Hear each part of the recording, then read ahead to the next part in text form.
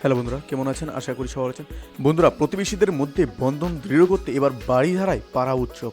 অবশ্যই আমরা এই বিষয়ে বিস্তারিত আলোচনা করব। তার আগে আপনি যদি এই চ্যানেল নতুন থাকেন তাহলে চ্যানেলটি সাবস্ক্রাইব করে আমাদের পাশে থাকুন, এরকম প্রতিনিয়ত রাজনৈতিক খবরগুলি সবার আগে পাওয়ার জন্য। তাহলে চলো বন্ধুরা, শুরু করা যাক। প্রতিবেশীদের সঙ্গে বন্ধন দৃঢ় করতে বাড়িধারা এলাকায় পাড়া উৎসব করল ঢাকা উত্তর সিটি কর্পোরেশন। এই উৎসবে স্থানীয় বাসিন্দাদের পাশাপাশি মন্ত্রী, বিদেশি কূটনৈতিক সহ বিভিন্ন শ্রেণী পেশার মানুষ অংশ নিয়েছেন। এই আয়োজনে ছিল দেশীয় পিঠা স্টল, বায়োস্কোপ, পুতুল নাচ, ম্যাজিক শো, স্বাস্থ্যসেবা স্টল ও পাটে তৈরি পণ্যের প্রদর্শনী। সেখানে আরও ছিল শিশুদের ছবি আঁকার ক্যানভাস ও রং তুলি, ক্যারামবোর্ড, টেবিল টেনিস, দাবা সহ নানা ধরনের খেলার সামগ্রী।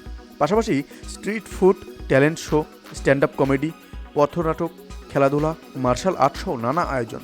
সামাজিক বন্ধন সুদৃঢ় করতে আয়োজিত এই উৎসবে শুক্রবার বেলা 11টার বড়িধারা কূটনৈতিক এলাকায় 3 নম্বর সড়কে শুরু হয়ে শেষ হয় সন্ধ্যে 7টায়।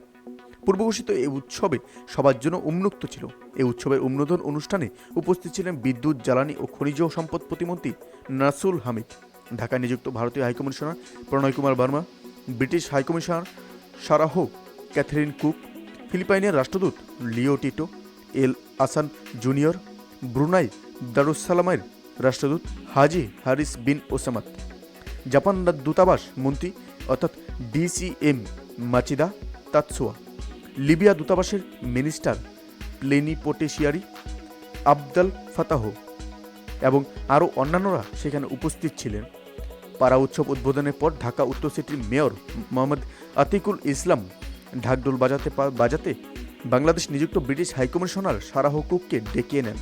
পরে মেয়র সাদের লাউ বানাইলো মোড়ে বৈরাগী গানটি শুরু করেন এবং ব্রিটিশ হাইকমিশনার অনুরোধে বাংলার এই জনপ্রিয় গানে গান মেলান এবং তারাও এই গানটিকে দ্বিতীয়বারের মতো উচ্চারণ করেন। অবশ্যই এই আপডেট সম্পর্কে আপনার কি মতামত সেটি কিন্তু আমাদের কমেন্টে জানাতে ভুলবেন না। এই মূল্যবান কমেন্টটি আমাদেরকে আরও উৎসাহিত করে। চল বন্ধুরা, আজকের জন্য এতটুকুই। ধন্যবাদ দেখার জন্য।